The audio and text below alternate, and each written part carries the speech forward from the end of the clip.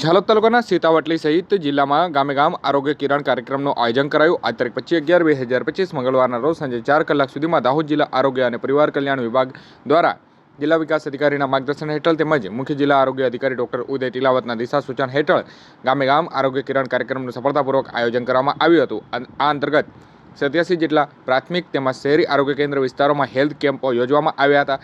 આ કેમ્પમાં કુલ 5,704 લાભાર્થીઓ, જેમાં 3,095 સ્ત્રીઓ અને 2,609 પુરુષો એ વિવિધ આરોગ્ય સેવાઓનો લાભ લીધો હતો। સગર્ભા મહિલાઓની તપાસ, PMJAY કાર્ડ, જનરલ આરોગ્ય તપાસ, NCD ડાયાબિટીસ, બ્લડ પ્રેશર વગેરેની તપાસ, સિકલ સેલ તપાસ, ટીબી તપાસ તેમજ રસીકરણ સેવા અને કેન્સર તપાસ આ હેલ્થ ચેકઅપ કેમ્પમાં કરવામાં આવ્યા હતા। આ હેલ્થ કેમ્પોમાં ગ્રામ્ય વિસ્તારોમાં આરોગ્ય જાગૃતિમાં વધારો થયો છે તેમજ લોકોને સરસંભાળ ગુણવત્તાયુક્ત તબીબી સેવાઓ ગામમાં જ મળી રહી હતી।